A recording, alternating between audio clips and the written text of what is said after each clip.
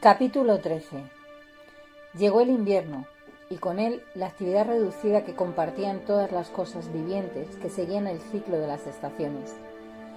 La vida seguía palpitando, pero a un ritmo más lento. Por primera vez, Ayla anhelaba que llegara la estación fría. Las estaciones activas apresuraban en que hacía calor, no dejaban mucho tiempo a Iza para seguir adiestrándola. Con las primeras nieves, la curandera reanudó sus lecciones. El patrón de la vida del clan se repetía con apenas ligeras variantes, y en el invierno llegó también a su fin. La primavera llegó tarde y húmeda. La fusión de las nieves, que bajaban desde las tierras altas, incrementada por fuertes lluvias, hinchó el río provocando una turbulencia enorme que desbordó sus riberas y barrió árboles y arbustos en su fuga atropellada hasta el mar. Una obstrucción de troncos provocó que cambiara su curso, llevándose parte del camino que había abierto el clan. Un breve respiro de tiempo cálido, lo suficientemente prolongado para que los árboles frutales desplegaran sus flores, fue contrarrestado por granizadas de fines de primavera, que asolaron sus delicadas flores, ahogando las esperanzas de la prometida cosecha. Entonces, como si la naturaleza hubiera cambiado de opinión y quisiera compensar por no haber cumplido la promesa de las frutas, la cosecha de principios de verano produjo verduras, raíces, calabazas y legumbres en abundante profusión. El clan echaba de menos su visita primaveral a la costa, en busca de salmón, y todo el mundo se alegró al oír anunciar a Brun que harían el viaje en busca de bacalao y esturión. Aunque había miembros del clan que recorrían a menudo los 12 kilómetros hasta el mar interior para recoger moluscos y huevos de las incontables aves que anidaban en los riscos, pescar los enormes animales era una de las pocas actividades del clan que constituían un esfuerzo común por parte de hombres y de mujeres. Drog tenía una buena razón para querer ir. Las fuertes avenidas primaverales habían arrancado nuevos nódulos de sílex de los depósitos calcáreos de las partes más altas y los habían depositado en la llanura aluvial. Había visitado ya la costa y había comprobado que había varios depósitos aluviales. La excursión pesquera sería una buena oportunidad para reabastecer su reserva de herramientas, sustituyéndolas por otras hechas con piedras de alta calidad. Era más fácil trocear el sílex en el lugar mismo que transportar las pesadas piedras hasta la cueva. Hacía ya tiempo que Drog no fabricaba herramientas para el clan. Había tenido que arreglárselas con instrumentos más toscos cuando se rompía la frágil piedra de sus preferidos. Todos podían confeccionar herramientas útiles, pero muy pocas podían compararse con las que hacía Drog. Un ambiente alegre acompañaba los preparativos. No era frecuente que todo el clan abandonara la cueva al mismo tiempo, y la novedad de acampar en la playa resultaba excitante para los niños. Brun había dispuesto que 1 o 2 hombres regresarían diariamente a la cueva para asegurarse de que no había sucedido nada malo en su ausencia. Incluso a Crep le alegraba la idea de cambiar de escenario. Pocas veces se alejaba mucho de la cueva. Las mujeres trabajaban en la red, preparando los cabos más debilitados y formando una nueva sección con cuerdas procedentes de lianas fibrosas, cortezas filamentosas, hierbas duras y largos pelos de animales para alargarla. Aunque la tripa era un material fuerte y sólido, no se empleaba para eso. Pasaba como con el cuero. El agua lo endurecía, lo atiesaba y no absorbía bien la grasa con que lo ablandaban. El enorme esturión, que a menudo alcanzaba los casi 4 metros de largo y pesaba más de 1 tonelada, emigraba del mar, donde vivía la mayor parte del año, y subía a los ríos para desovar a principios de verano. Los apéndices carnosos que tenía debajo de su boca desdentada prestaban al pez antiguo, parecido al tiburón, un aspecto temible, pero su dieta estaba compuesta de invertebrados y peces pequeños que atrapaba merodeando por el fondo.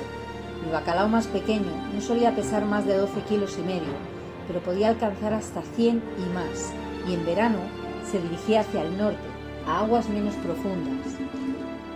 Aunque se alimentaba casi siempre en el fondo, a veces nadaba cerca de la superficie o en desembocaduras de agua dulce si migraba o perseguía alguna presa. Durante los 14 días en que desovaban los esturiones en verano, las desembocaduras de los ríos estaban llenas de ellos. Aunque el pez que escogía los ríos más pequeños no alcanzaba el volumen de los gigantes que subían por los grandes ríos, los esturiones que llegaban a la red del clan serían más que suficientemente grandes para que ellos pudieran arrastrarlos hacia la playa. Al acercarse la época de migración, Brun enviaba a alguien diariamente a la costa. Apenas había hecho acto de presencia el primero de los potentes esturiones blancos en el río, cuando dio la orden. Todos partirían a la mañana siguiente. Ayla despertó excitadísima. Tenía su piel para dormir recogida en un lío, alimentos y recipientes de cocina metidos en un canasto, y la gran pieza de cuero que serviría de techo dispuesta encima de todo, aún antes del desayuno. Iza nunca abandonaba la cueva sin su bolsa de medicinas, y todavía estaba recogiéndola cuando Ayla salió corriendo de la cueva para ver si los demás estaban dispuestos para marchar. «¡Date prisa, Iza!», la apremió volviéndose a la cueva. «Ya estamos casi listos para partir». «Cálmate, chiquilla, el mar no se irá a ninguna parte», contestó Iza después de haber apretado bien la correa de su bolsa. Ayla se echó el canasto a la espalda y cogió en brazos a Uva. Iza la siguió, pero se volvió para mirar hacia atrás, como si quisiera cerciorarse de que no olvidaba nada. Siempre le parecía estar olvidándose de algo cuando dejaba la cueva. Bueno, en todo caso, Ayla puede volver a buscarlo, si es algo importante, pensó. Casi todo el clan estaba fuera. En cuanto Iza ocupó su lugar, Brun dio la señal de partida. Apenas se habían puesto en marcha cuando Uva empezó a revolverse para que la dejaran en el suelo. «Uva no es un bebé, quiero caminar sola», gesticuló con dignidad infantil. A los 3 años y medio, Uva había comenzado a copiar a los adultos y a los niños mayores y a rechazar los mimos que se prodigaban a los más pequeños. Estaba creciendo. Poco más o menos dentro de otros 4 años sería probablemente una mujer. Tenía mucho que aprender en estos 4 años escasos, y mediante un sentido interno de su rápida maduración estaba empezando a prepararse para las responsabilidades mayores que pronto tendría que asumir. «Está bien, Uva», dijo Ayla por medio de gestos, dejándola caminar, «pero quédate muy cerca, detrás de mí». Siguieron el río por el flanco de la montaña, bordeando su alterado curso, siguiendo el nuevo sendero que ya había trazado cerca del estancamiento de troncos. Era una marcha fácil, aunque el viaje de regreso costaría más. Y no era un mediodía cuando llegaron a un ancho tramo de playa. Establecieron refugios temporales, lejos de donde llegaban las mareas, empleando madera flotante y arbustos como pilotes. Comenzarían a pescar a la mañana siguiente.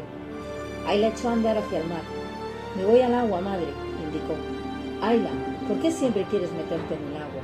Es peligroso y siempre te alejas mucho». «Es maravilloso, Iza, tendré cuidado». Siempre pasaba lo mismo cuando Ayla iba a nadar.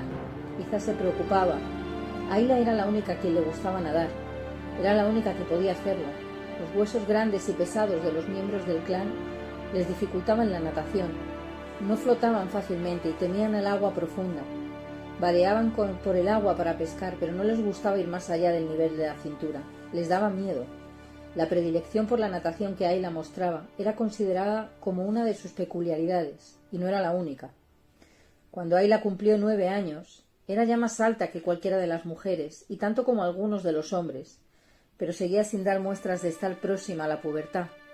Quizás se preguntaba a veces si dejaría de crecer algún día. Su estatura y su retraso para madurar hacían pensar a algunos si su fuerte tótem masculino no le impediría desarrollarse como mujer. Se preguntaban si se pasaría la vida entera como una especie de hembra neutra, ni hombre ni realmente mujer. Kret se acercó cojeando a Iza, mientras ésta miraba a Ayla acercarse al agua. Su cuerpo duro y esbelto, sus músculos planos y nervudos, y sus largas piernas como de potrilla, le hacían parecer torpe y desmañada, pero la flexibilidad de sus movimientos desmentía su aparente desmañada torpeza. Aunque se esforzaba por imitar el porte sumiso de las mujeres del clan, no tenía sus piernas cortas y arqueadas. Por mucho que tratara de dar pasos cortos, sus piernas más largas daban trancos más largos, casi masculinos. Pero no eran solo sus piernas largas lo que la hacían diferente. Ayla irradiaba una confianza en sí misma que ninguna mujer del clan sentía nunca. Era cazadora. Ningún hombre del clan era mejor que ella con su arma, y ahora ella lo sabía. No podía fingir sumisión a la gran superioridad masculina, puesto que no la sentía. Carecía del compromiso, del convencimiento genuino que formaba parte del atractivo de una mujer del clan. Ante los ojos de los hombres, su cuerpo alto y esbelto, carente de todos los atributos femeninos, y su actitud inconsciente de seguridad le quitaban cualquier mérito a su harto dudosa belleza. Ayla no era solo fea, carecía además de femineidad. Crep, expresó por señas Iza. Aga y Ava dicen que nunca se convertirá en mujer. Dicen que su tótem es demasiado fuerte. Claro que se convertirá en mujer, Iza. No irás a creer que los otros no tienen hijos. Solo porque haya sido aceptada en el clan no cambiará lo que es. Probablemente es normal en sus mujeres madurar más tarde. Incluso algunas muchachas del clan no se convierten en mujeres antes de los 10 años. Cabría esperar que la gente le concediera siquiera hasta entonces, antes de ponerse a imaginar que se da en ella alguna anormalidad. Es ridículo, resopló fastidiado. Iza se sintió más tranquila, pero seguía deseando que su hija adoptiva comenzara a dar señales de femineidad. Vio que Ayla se adentraba en el agua hasta la cintura, y de repente, de un brinco, se ponía a nadar a largas brazadas pausadas hacia el mar. A la muchacha le encantaba la libertad y la flotabilidad del agua salada. No recordaba haber aprendido a nadar. Era como si lo hubiera sabido siempre. El banco de arena submarino de la costa bajaba bruscamente al cabo de unos cuantos metros. Ayla notó que traspasaba ese punto en que el agua intensificaba su color y estaba más fría. Se tendió de espaldas y flotó perezosamente un rato, mecida por el vaivén de las olas, escupiendo agua salada que le había dado en la cara. Se volvió nuevamente y se dirigió nadando a la playa. La marea estaba bajando, y ella se había desviado hacia el agua que desembocaba del río. La fuerza de las corrientes combinadas dificultaba el regreso. Hizo un esfuerzo y no tardó en poner nuevamente pie en la arena, para volver nadando a la playa. Se enjugaba en el agua dulce del río. Podía sentir la rápida corriente golpearle las piernas y el inestable suelo arenoso escurrirse bajo sus pies. Se dejó caer junto a la hoguera que ardía cerca de su refugio, cansada pero también fresca. Después de cenar, Ayla se quedó mirando lánguidamente a lo lejos, preguntándose qué habría más allá del agua. Aves marinas chillaban, graznaban y giraban antes de zambullirse encima de las olas que mugían. Blancos y momificados esqueletos, que fueran otrora árboles vivos, se erguían en la arena lisa, adoptando formas sinuosas, esculpidas frente a la inmensa superficie del agua de un gris azulado que centelleaba bajo los últimos rayos del sol poniente. La escena tenía un aspecto impreciso, surrealista, como de otro mundo. La madera arrojada a la playa se convertía en siluetas grotescas antes de sumirse en la oscuridad de la noche sin luna. Iza llevó a Uva a la cama bajo el refugio y regresó al lado de Crep y Ayla, junto a la pequeña hoguera que lanzaba jirones de humo hacia el cielo tachonado de estrellas. ¿Qué son, Crep? Señaló Ayla calladamente hacia arriba. Hogueras en el cielo. Cada una es el espíritu de alguien en otro mundo. ¿Existe tanta gente? Son las hogueras de todas las personas que han ido al mundo de los espíritus y de todas las que no han nacido aún. Son las hogueras también de los espíritus de los tótems, pero la mayoría de los tótems tienen más de uno.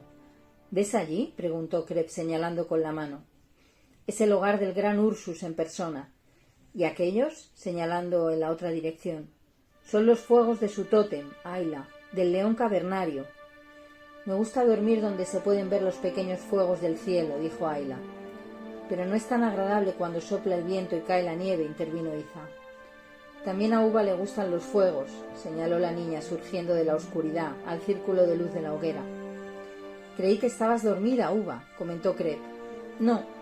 Uva miró los pequeños fuegos como Ayla y Crep. Es hora de que nos acostemos todos, señaló Iza. Mañana va a ser un día muy duro. A primera hora de la mañana siguiente, el clan tendió su red a través del río. Vejigas natatorias de capturas anteriores de esturión, cuidadosamente lavadas y secadas hasta convertirse en globos duros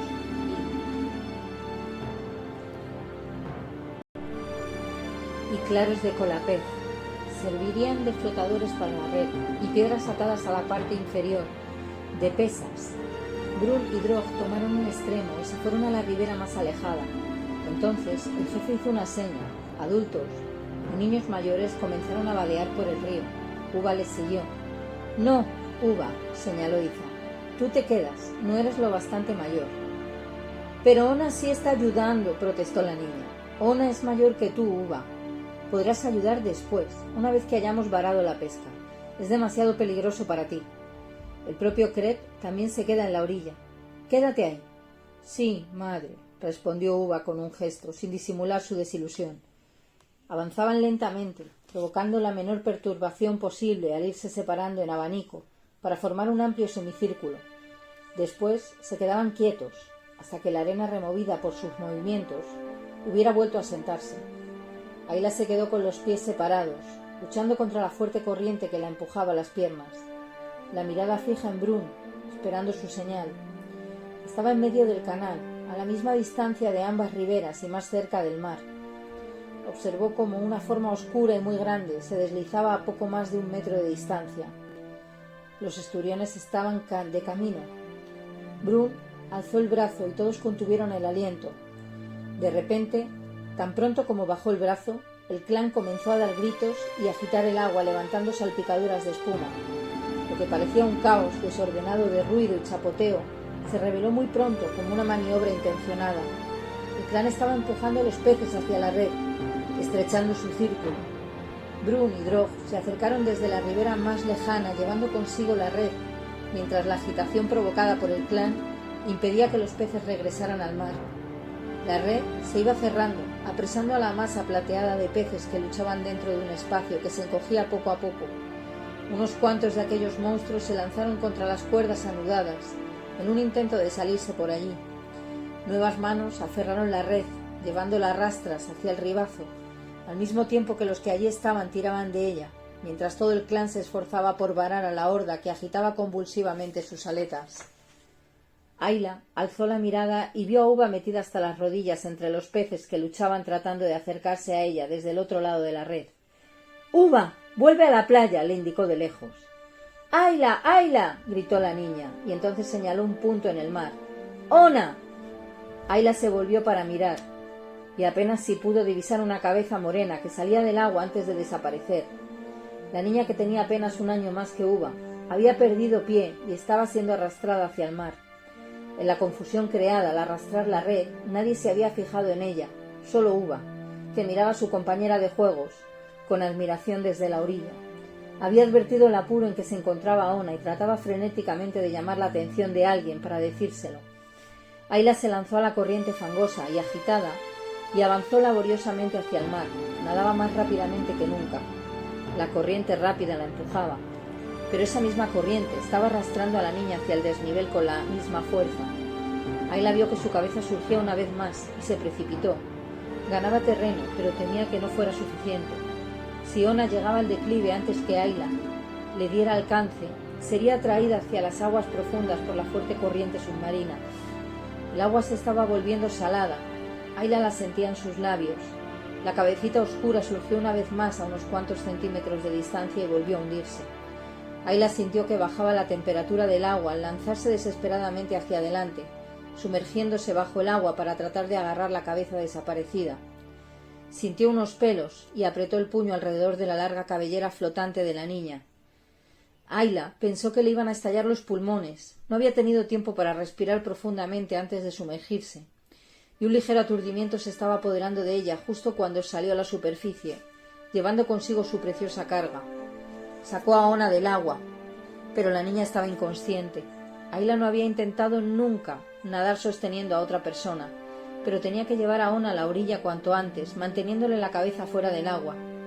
Ayla se puso a nadar con un solo brazo y halló la brazada correcta, sosteniendo a la niña con el otro. Cuando puso un pie en la arena, vio que todo el clan se había metido en el agua para ir a su encuentro. Ayla sacó el cuerpo inerte de Ona y se lo entregó a Drog. Solo entonces se percató de lo agotada que se sentía. Crep estaba a su lado y alzó la mirada sorprendida al ver que Brun estaba del otro lado, ayudándola a salir del agua. Drog avanzaba y cuando Ayla cayó sobre la arena, Iza tenía a la niña tendida y le estaba sacando el agua de los pulmones. No era la primera vez que un miembro del clan estaba a punto de morir ahogado. Iza sabía lo que se tenía que hacer. Unas cuantas personas se habían perdido ya en las frías profundidades, pero esta vez el mar se vio privado de su víctima. Ona empezó a toser y a escupir mientras el agua salía de su boca y parpadeó. Mi nena! —gritó Oga, tirándose al suelo. La madre cogió enloquecida a su hija en brazos y la estrechó. Creí que había muerto. Estaba segura de que la perdía. ¡Oh, mi nenita! ¡Mi única hija! Drog tomó a la niña del regazo de su madre y, apretándola contra su cuerpo, la llevó de regreso al campamento. En contra de la costumbre, Olga caminaba a su lado, acariciando a la hija que creyó haber perdido. Los demás miraban fijamente y sin recato a Ayla cuando pasaba cerca de ellos. Nadie había sido salvado anteriormente cuando las olas lo arrastraban. Era un milagro que Ona hubiera sido rescatada. Nunca más volvería un miembro del clan de Brun a mirarla con gestos irónicos cuando se abandonaba a su particular idiosincrasia. Es su suerte, decían. Siempre ha tenido suerte. ¿No encontró ella la cueva? Los peces seguían agitándose espasmódicamente sobre la arena. Algunos de ellos habían logrado regresar al río, mientras los del clan, que se habían dado cuenta de lo sucedido, corrían a reunirse con Ayla, que volvió trayendo a la niña medio ahogada. Pero la mayor parte de los peces estaban todavía enredados en la red. Los del clan regresaron a la tarea de arrastrarlos playa adentro y los golpearon hasta dejarlos inmóviles. Y las mujeres comenzaron a limpiarlos. ¡Una hembra!, gritó Ebra al abrir de un tajo la barriga de un enorme esturión blanco. Todos se echaron a correr hacia el enorme pescado. ¡Mirad cuánto hay!, señaló Bor, y tendió la mano para coger un puñado de huevecillos negros. El caviar fresco era un manjar que todos apreciaban. Por lo general, todos cogían puñados de la primera hembra de esturión que se pescaba y se hartaban. Las demás huevas serían saladas y conservadas para consumirlas más tarde, pero nunca resultaban tan buenas como recién sacadas del mar. Ebra detuvo al muchacho y señaló con la mano a Ayla. «Ayla, tú te sirves primero», expresó. La muchacha miró a su alrededor, confusa al verse convertida en el centro de atención. «Sí, Ayla, tú primera», dijeron a otros a coro. La muchacha miró a Brun, que asintió con un gesto. Entonces avanzó tímidamente y tomó un puñado de caviar negro y brillante. Después se enderezó y lo probó. Ebra hizo entonces una seña y todos se abalanzaron para coger su parte. Rodeando gozosamente al pescado, se había evitado una tragedia y su sensación de alivio les hacía sentirse como en día de fiesta. Ayla se dirigió despacio a su refugio. Sabía que había sido objeto de honores. A pequeños bocados saboreó el sabroso caviar y saboreó el cálido interés con que estaba siendo aceptada. Era un sentimiento que nunca olvidaría. Una vez varado y muerto el pescado, los hombres se alejaron formando un inevitable corrillo, dejando el trabajo de limpieza y conservación a las mujeres. Además de los agudos cuchillos de sílex que se empleaban para abrir los peces y filetear lo más grande, tenían una herramienta especial para quitar las escamas. Era un cuchillo que no solo tenía el lomo romo para poder cogerlo cómodamente, sino que además en el extremo afilado se había hecho una muesca en la que se colocaba el dedo índice para controlar la presión, de modo que las escamas fueran retiradas sin que se arrancara la piel del pescado. La red del clan recogió algo más que esturiones, bacalaos, carpas de río, unas cuantas truchas grandes e incluso algunos crustáceos. Las aves atraídas por la pesca se hartaron con las entrañas, sustrayendo también algunos filetes cuando podían acercarse lo suficiente. Una vez que se puso a secar la pesca al aire o sobre hogueras humeantes, se tendió la red por encima. Eso permitía secarla y ver dónde había que efectuar remiendos, además de mantener a raya a las aves que intentaban apoderarse de lo que tanto esfuerzo les había costado al clan. Antes de terminar las faenas de pesca, todos estarían hartos del sabor y del olor a pescado, pero la primera noche era un verdadero festín, de lo que celebraban siempre juntos. Los peces reservados para la celebración, sobre todo bacalao, cuya carne blanca y delicada era especialmente apreciada cuando estaba fresca, los envolvían en una capa de hierba fresca y de hojas anchas, y los colocaban sobre las brasas. Aunque no se dijo nada explícitamente, Ayla sabía que aquel banquete era en su honor. Fue beneficiaria de muchos bocados selectos que le llevaron las mujeres, y de un buen filete preparado con un cuidado especial por Aga. El sol se había puesto por el oeste y casi todos habían vuelto ya a sus correspondientes refugios. Iza y Ava se habían quedado charlando a un lado de la enorme hoguera que estaba quedándose ya convertida en brasas, mientras Ayla y Aga miraban silenciosamente a Ona y Uva, que jugaban juntas. Grob, hijo de Aga, que ya tenía 1 año, estaba durmiendo apaciblemente en el regazo de su madre, satisfecho y ahito de leche caliente. «Ayla», comenzó a decir la mujer, vacilando un poco, «quiero que sepas algo. No siempre he sido amable contigo». «Aga, siempre has sido cortés», interrumpió Ayla. «No es lo mismo que amable», dijo Aga. «He hablado con Drog. Se ha encariñado mucho con mi hija. a pesar de que ha nacido en el hogar de mi primer compañero. Nunca anteriormente había tenido una niña en su hogar. Drog dice que siempre llevarás contigo una parte del espíritu de Ona. Yo no comprendo realmente los caminos de los espíritus, pero Drog dice que cuando un cazador salva la vida de otro cazador, se queda con parte del espíritu del hombre al que ha salvado. Se vuelven algo así como hermanos. Me alegro de que compartas el espíritu de Ona, Ayla. Me alegro de que esté todavía aquí para compartirlo contigo. Si tengo la suerte de volver a ser madre, y si es una niña, Drog ha prometido llamarla Ayla. Ayla se quedó asombradísima, no sabía qué contestar. Aga, ese es un honor demasiado grande. Ayla no es nombre del clan. Ahora lo es, señaló Aga con un ademán.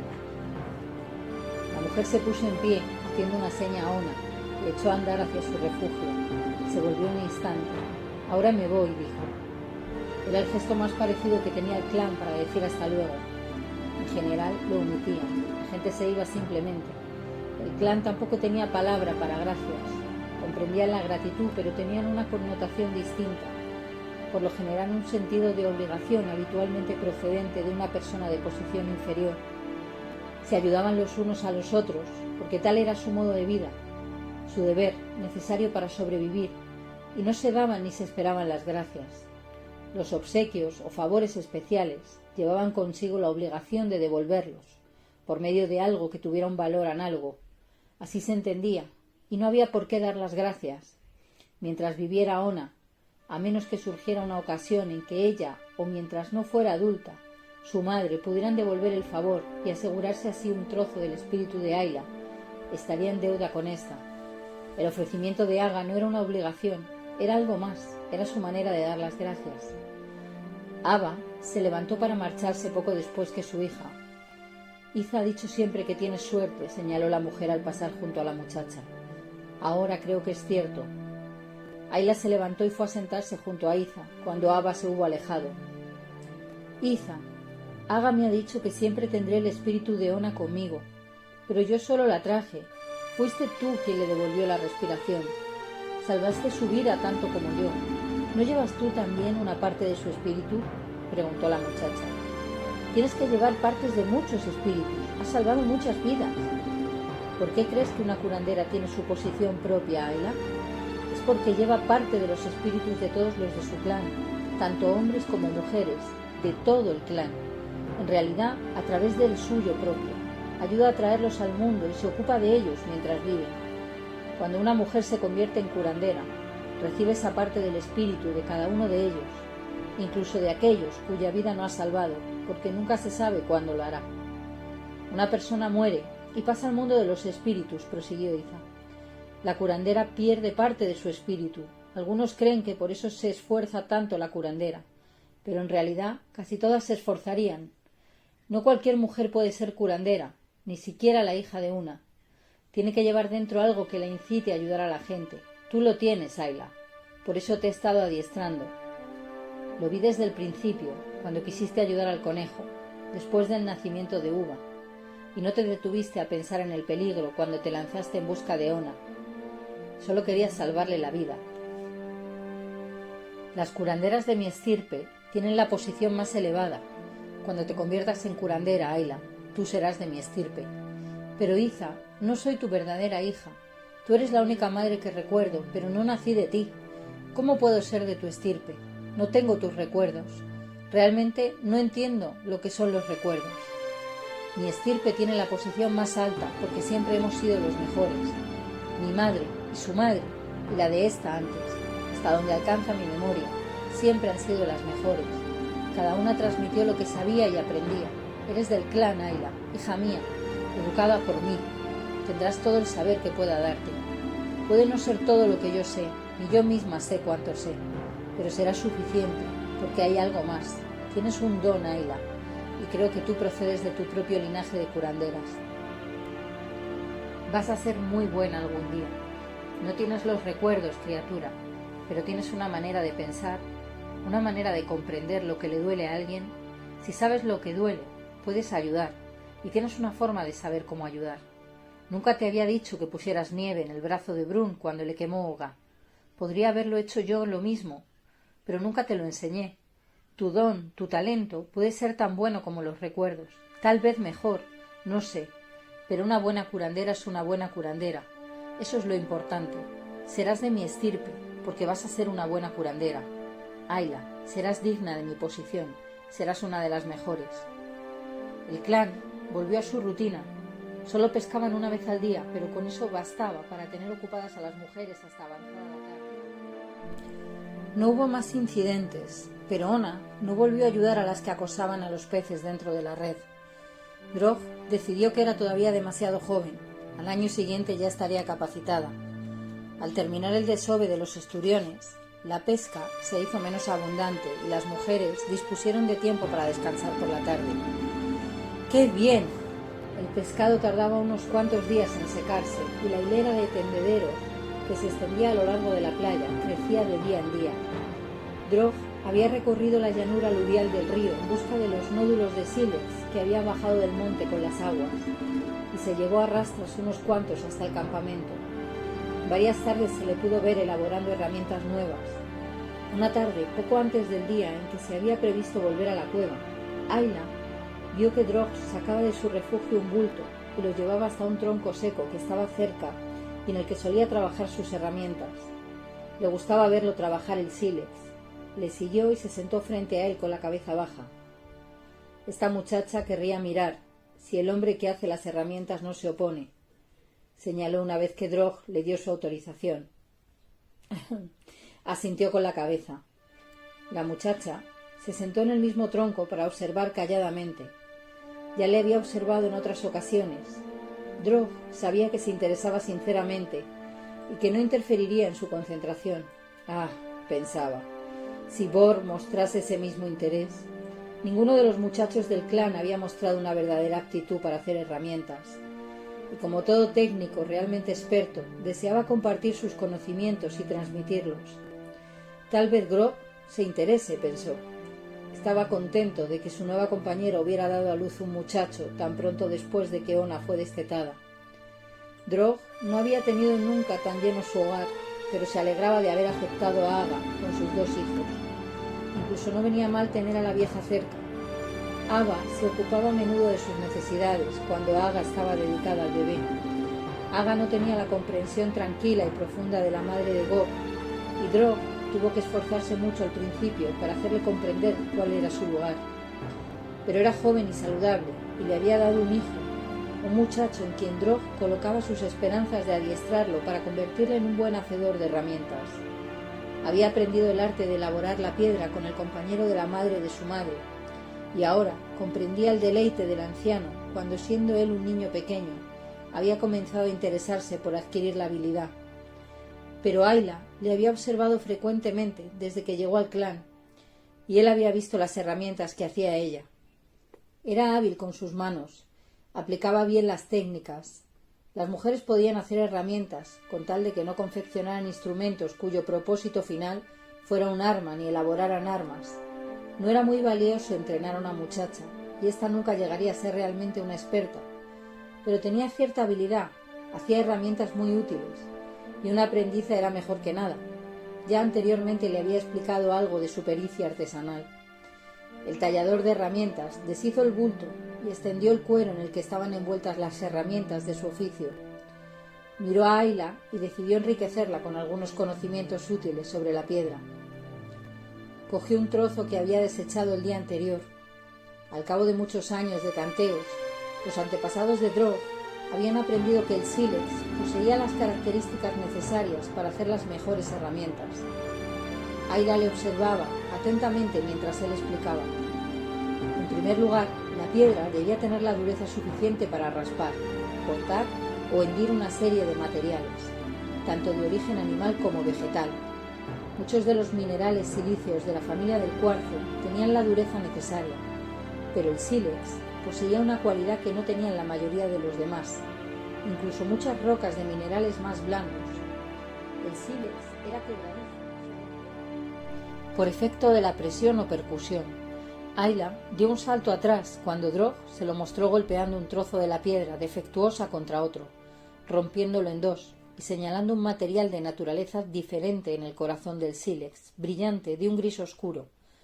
Drog no sabía muy bien cómo explicar la tercera cualidad, aunque la comprendía visceralmente por el hecho de haber trabajado tanto tiempo la piedra. La cualidad que hacía posible su oficio era la manera en que se quebraba la piedra, y la homogeneidad del sílex constituía la diferencia. La mayoría de los minerales se quiebran a lo largo de las superficies planas paralelas a su estructura cristalina, lo cual significa que solo pueden fracturar en ciertas direcciones, y el que trabaja con el sílex no puede darles forma para usos específicos. Cuando podía encontrarlo, Drog utilizaba a veces la obsidiana, el vidrio negro de las erupciones volcánicas. Aunque era mucho más blando que muchos minerales, no tenía una estructura cristalina bien definida y la podía quebrar fácilmente en cualquier dirección, homogéneamente. La estructura cristalina del sílex, aunque bien definida, era tan ligera que también resultaba homogénea. Su única limitación para adquirir forma era la habilidad del tallador, y ahí radicaba el talento especial de Drog. Sin embargo, el sílex era suficientemente duro para cortar gruesos cueros o plantas de fibras duras, y suficientemente quebradizo para romperse dejando un filo tan agudo como un vidrio roto. Para demostrárselo, Drog tomó uno de los trozos de la piedra defectuosa y la afiló. Ayla no necesitó tocarla para saber lo afilada que estaba. Muchas veces había empleado cuchillos igualmente afilados. Drog pensó en sus años de experiencia, a lo largo de los cuales había refinado los conocimientos que le habían transmitido, al dejar caer el trozo roto y extender el cuero sobre sus rodillas. La habilidad de un buen tallador comenzaba por seleccionar el material. Hacía falta un ojo clínico para reconocer las más mínimas variaciones de color en la capa exterior gredosa que indicaba una buena calidad. Un sílex de textura fina. Hacía falta tiempo para desarrollar la percepción de que los nódulos de un sector eran mejores, más frescos, menos propensos a contener materiales extraños que las piedras de otro sector. Tal vez algún día tendría un verdadero aprendiz que supiera apreciar como él esos detalles tan finos. Ayla pensaba que se había olvidado de ella mientras colocaba sus herramientas. Examinaba cuidadosamente las piedras y después se quedaba con los ojos cerrados, sujetando calladamente su amuleto. Se sorprendió cuando comenzó a hablar mediante gestos silenciosos. Las herramientas que voy a hacer son muy importantes. Brun ha decidido que tenemos que cazar mamuts. En otoño, cuando las hojas hayan cambiado de color, viajaremos muy al norte para buscar al mamut. Habremos de tener mucha suerte para que la cacería tenga éxito. Los espíritus deben favorecerlo. Los cuchillos que voy a hacer serán utilizados como armas y los demás instrumentos para hacer armas especiales para la caza. Mogur hará un encantamiento poderoso para que resulte afortunada. Pero antes que nada, hay que hacer las herramientas. Si sale bien, será una buena señal. Ayla no estaba muy segura de si Drog se dirigía a ella o solo exponía los hechos para tenerlos claros en su mente antes de comenzar. Eso la incitó a permanecer muy callada y no hacer nada que pudiera perturbar a Drog mientras trabajaba. Casi estaba esperando oírle decir que se fuera de allí, ahora que sabía la importancia de las herramientas que estaba a punto de comenzar. Lo que ella no sabía era que desde el momento en que mostró la cueva a Brun, Drog estaba convencido de que llevaba la suerte consigo, y el que salvara la vida de Ona le había afirmado en su convencimiento. Pensaba en la extraña muchacha como en una insólita piedra o muela que uno recibiera de su tótem y llevara en su amuleto para darle suerte. No estaba seguro de que ella tuviera suerte, sino únicamente de que la traía, y el que ella pidiera permiso para observarle en ese momento particular le pareció propicio. Con el rabillo del ojo observó que ella tocaba su amuleto en el momento en que él tomaba en la mano el primer nódulo.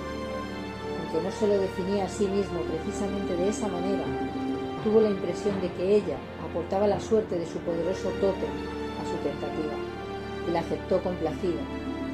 Drog estaba sentado en el suelo, con una piel curtida sobre su regazo, y tenía un nódulo de sílex en su mano izquierda. Tendió la mano hacia una piedra ovalada y la amasó hasta sentirla cómodamente en su mano. Había buscado durante mucho tiempo una piedra martillo que tuviera el tacto y la resistencia exactos, y esta había sido suya durante muchos años. Las muchas mellas que ostentaba atestiguaban su largo servicio.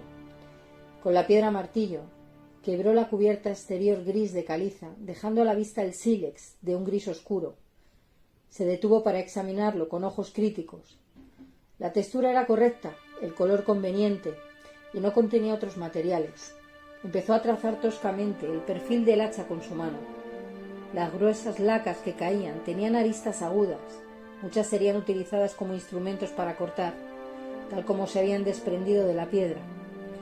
La parte de cada lasca, donde el martillo había golpeado el sílex, presentaba un abultamiento que se iba afilando hacia un corte más delgado, en el extremo opuesto, y cada pieza que se desprendía dejaba una cicatriz profunda y ondulada en el corazón del sílex. Drog dejó su martillo y cogió un fragmento de hueso. Apuntando cuidadosamente, golpeó el corazón del sílex, muy cerca de la arista aguda y ondulada. El martillo de hueso, más suave y elástico, hizo saltar copos más largos y más delgados, con un bulbo de percusión más plano y aristas más rectas que se desprendían del corazón del sílex. Y no rompía la arista delgada y aguda, como lo habría hecho el martillo de piedra más duro. Al cabo de unos momentos, Drog tenía en la mano el producto acabado. La herramienta vendría a tener unos 10 centímetros de largo, una punta en un extremo con aristas rectas y cortantes, una sección transversal relativamente gruesa y unas caras suaves, con solo unas facetas poco profundas, allí donde las capas se habían desprendido.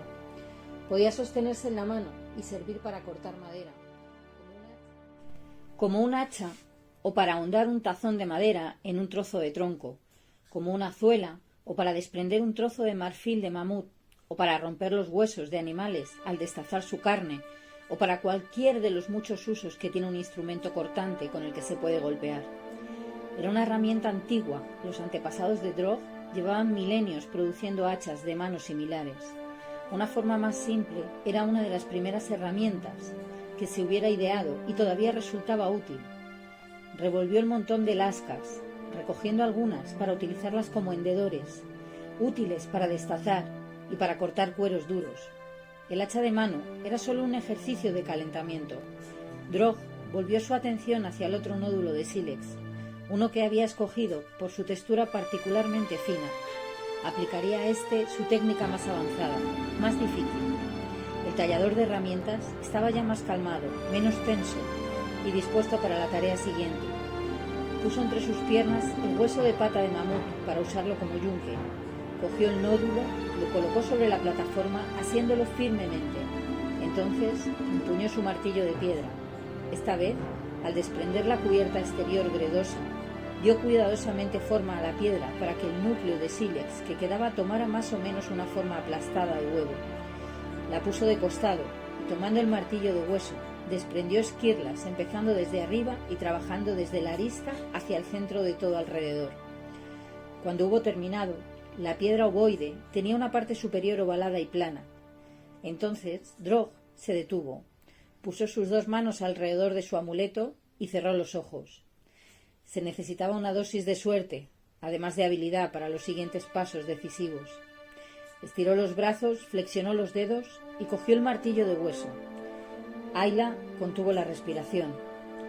Él quería obtener una plataforma de golpeteo para desprender una esquirla de un extremo de la parte superior ovalada y plana, que dejara una mella cuya superficie fuera perpendicular a la lasca que deseaba desprender.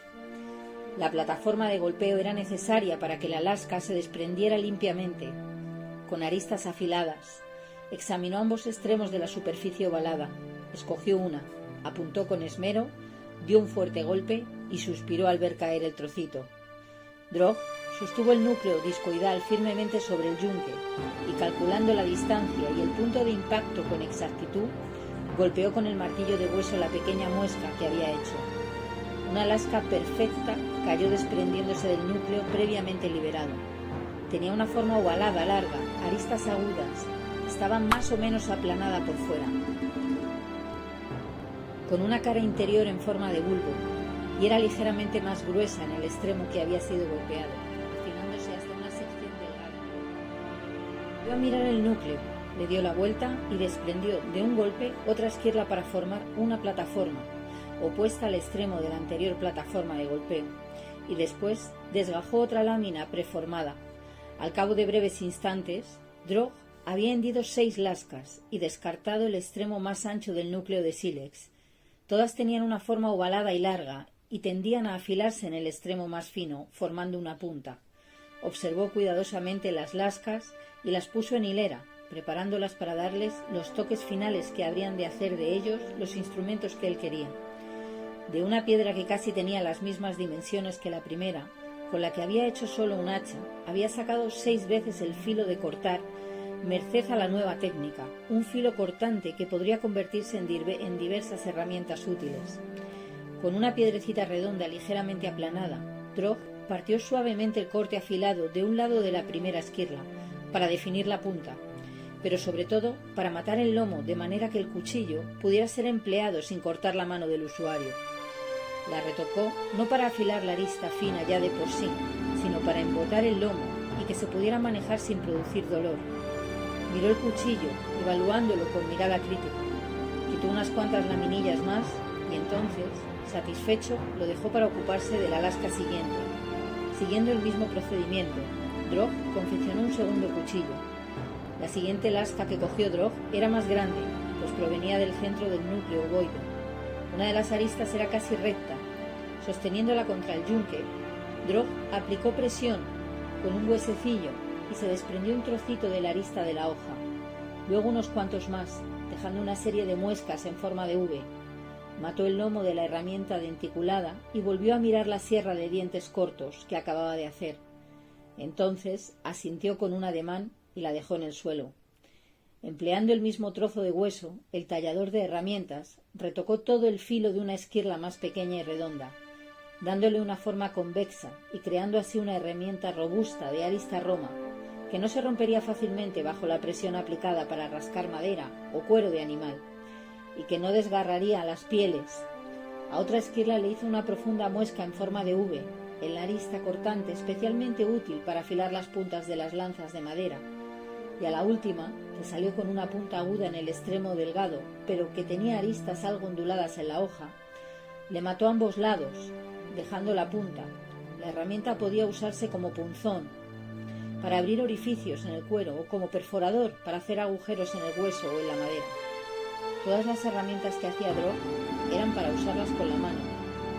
Drog miró una vez más la serie de herramientas que acababa de fabricar y después hizo una seña a Ayla, que había estado observando con una atención extasiada. Le tendió el rascador y una de las lachas anchas y afiladas que se había desprendido mientras él hacía el hacha. Puedes quedarte con estas. Las encontrarás útiles si vienes con nosotros a la cacería del mamut, indicó por medio de gestos. Los ojos de Ayla brillaban. Manejó las herramientas como si fueran el obsequio más valioso, y lo eran. ¿Será posible que me escojan para acompañar a los cazadores en la cacería del mamut?, se preguntaba Ayla. Aún no era mujer, y generalmente solo las mujeres y los bebés que estuvieran criando acompañaban a los cazadores, pero tenía la estatura de una mujer, y ya había tomado parte en algunas pequeñas cacerías aquel verano. Tal vez me escojan. Ojalá, de veras, ojalá que sí, pensó.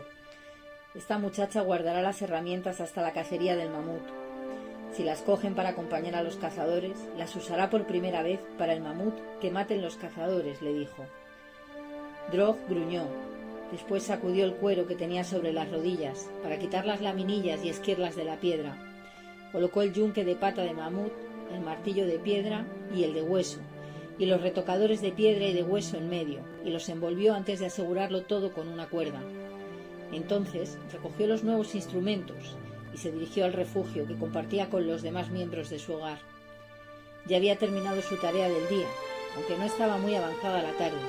En muy poco tiempo había fabricado unas cuantas herramientas bien hechas, y no quería abusar de su buena suerte. «Iza, mira, Drog me las ha dado y me ha dejado mirar mientras las hacía», señaló Ayla con los símbolos que hacía Crep con una sola mano, sosteniendo cuidadosamente las herramientas en la otra, mientras se dirigía corriendo hacia la curandera. «Ha dicho que los cazadores iban a cazar el mamut en otoño y que estaba fabricando las herramientas para que los hombres hicieran nuevas armas para ello. Y dijo que podrían serme útiles si voy con ellos. ¿Crees que podría lograr ir con ellos?» «Pudiera ser, Ayla, pero no sé por qué te entusiasmas tanto. Será un trabajo muy duro. Hay que derretir toda la grasa, secar casi toda la carne, y no te imaginas cuánta carne y cuánta grasa hay en un mamut. Tendrás que viajar lejos y traerla toda a cuestas. ¡Oh! No me importa que sea un trabajo duro. Nunca he visto un mamut, excepto una vez a distancia desde la sierra. Quiero ir. Oh, Iza, espero poder ir. Es poco frecuente que el mamut venga tan al sur. Le gusta el frío, y aquí los veranos son demasiado calurosos. Pero no he comido carne de mamut desde hace tiempo. No hay nada mejor que un mamut bueno y tierno. Y tienen tanta grasa que se puede usar para tantas cosas. ¿Crees que me llevarán, madre?, gesticuló Ayla, presa de excitación. Brun no me pone al tanto de sus proyectos, Ayla. Ni siquiera estaba enterada de que fueran a ir. Sabes más de eso que yo, dijo Iza. Pero no creo que Drog hubiera dicho nada si no existiera la posibilidad.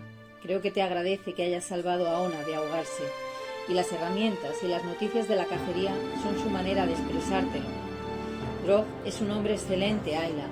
Tienes suerte de que te considere merecedora de sus regalos. Voy a guardarlas hasta la cacería del mamut. Le he dicho que si voy, las usaré entonces por primera vez. Es una buena idea, Ayla. Y era precisamente lo que tenías que decir.